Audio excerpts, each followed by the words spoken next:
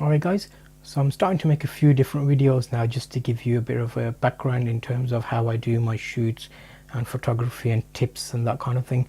So I've got a whole playlist set up with these types of videos that you might find useful, so I'll link that in the card so you can actually look through some of these. So what I'm looking at talking about today is just storyboarding and how that can help you to get your ideas on paper. So I know being creative, a lot of us in terms of videography and photography and coming up with ideas of the next shoot, we want to get something that kind of stands out and shows that we're kind of thinking outside the box, if it was, because there's a lot of videos out there now on YouTube that you've got lots of like very interesting types of shoots that kind of link into different products and things. So sometimes keeping it basic and thinking of an idea, maybe a short story, just to kind of show that you've got a bit of interest in that kind of subject, where you're making short films about, say for example, someone doing a shoot.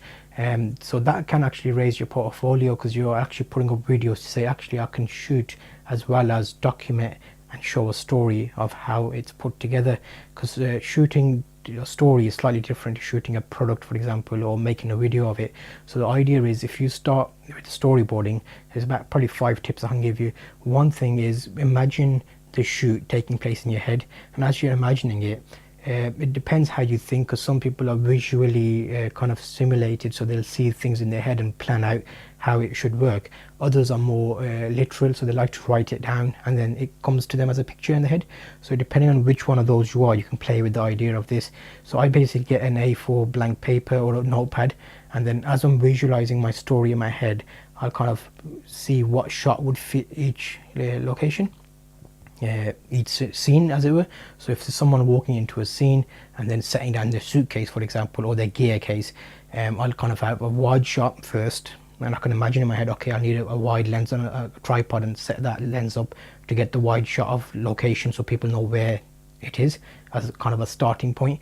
And then I'll have a stick figure just walking into the scene with a suitcase. So the next scene I can say, actually my first 2 scenes can be set up on the same setup with the same lens. So what I'll do is I'll come into the scene, well, let the background scene play for about a couple of seconds just to show the atmosphere, and then as the person walks in, they're walking into the scene and then putting the suitcase down. So that's your kind of first 2 scenes, and that's your 2 frames you put in the storyboard. And what I tend to do is, people work it differently, but as I do that, I'll do the exact opposite. So I've got my starting and my ending kind of in the same setup, so I don't have to set up the tripod again. So I'll come in, put my case down and kind of look at the case, for example, and then I'll give it a couple of seconds, and then I'll come back, pick up the case, and then walk off scene again. So now in that clip, I've got 1 clip of me entering and exiting.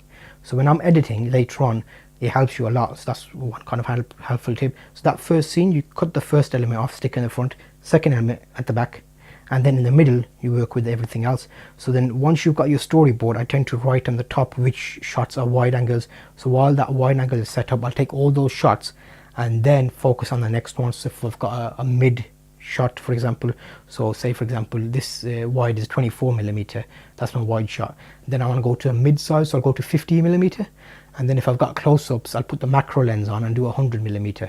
So then there's 3 different lens options I've got there. So then once the wide shots are out the way, then I'll do the mid shots on the same tripod setup. So because you've got the storyboards of that, so say for example I've put my suitcase down, next element of the story would be something like I'm pulling lenses out of the case. So for that, I'd like a close-up shot of the suitcase, kind of like that, and just showing me taking the items out on the floor, obviously. So I'll think in my mind, on my storyboard, I'll have to have a close-up of that. So I'll put that as a mark on there, maybe like a green pen or something, close-up, and then I'll know that's a set of the close-up angles I need to get. So then I'll get that, and then I'll have a wide again to show me getting the lens out of the case, because you saw the close-up of me getting the lens, but then putting it on the camera body, putting the camera body on the tripod would be a wide angle. So when it was set up for wide, I'll do all the wide shots. So I put my case down, take the lens out, put it on the body. So I've entered the scene, well, you've had the scene, I've entered the scene wide, and then I've put the suitcase down, I've lifted the suitcase, gone out, which was my exit, then I'll come back and then put the items back in. So that clip is there. Then the second clip I'll do is, I'll say, okay, can you cut that? And then I'll record the next clip, still in the wide angle, but now would be the scene of me opening and setting up the lenses.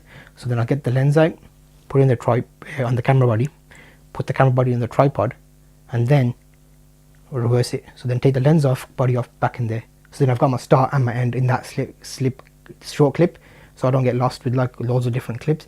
And once that's done and I've got all my wide ones, then I'll go into the mid, and the mid will be set up on the floor with the suitcase, or well, suitcase closed. Opening the suitcase would be a close shot, taking one lens out, putting it back.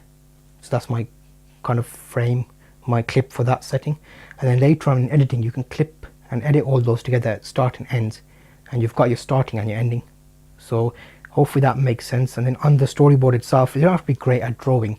You can make stick people on there just to kind of give an idea if you're going to be focusing, panning or zooming in or zooming out. You can use little arrows on there. So I'll give you an example of my book that I've done. It's basically a short story. I haven't decided of the title yet. It should be a minute or so long maybe. So it's basically a photographer gets messaged and he's told, I need some photos taken urgent, and can you be at this location at 10 AM? So then the photographer leaves, turns up at the location, sets up, messages the guy saying, okay, I'm here, should I set up, are you still coming? And he's like, yeah, that's fine. You set up, spend a couple of minutes showing those angles and the setting up of that, and then the guy's photographer is waiting around, and maybe a scene of him throwing stones at a can or something, just kind of amusing himself while he's waiting. And then he gets a message saying, actually, you know what, I can't come. And the photographer, a bit of a reaction of a face, and then him basically packing everything away again and then going. I might call it something like productive day at the office, or photographer's day, or something like that. So basically a bit of a skit saying kind of you're getting let down by the person that wanted the urgent shoot, but then they didn't turn up, which can happen. So that might be a bit of a funny little short story that I'm thinking about doing. So once that's done, it'll be basically I'll put on the YouTube channel as a short story, and kind of shows people that actually he's got different kind of bows in his skills that he can put up. So that's giving you an idea of storyboarding. I've kind of covered bits of it, aspects of it, but I'll do a little close-up on my book and then show you how I've worked through that. It might help a bit more. So yeah, so that's a couple of tips for storyboarding there. So kind of make out your boxes, put each scene as you picture it in your head. Once you've done that scene, then you can add additional scenes in that. So if you find actually that doesn't stand quite well, you can make additional scenes and then link it back together and make it so when you go into shooting and you've got your assistants with you, everybody knows what you need to shoot and how that kind of looks on paper. So your vision's being kind of portrayed to the other people who may not know how you want the story to be shot, or certain angles that you want. But yeah, that's a couple of little tips there from a storyboarding point of view.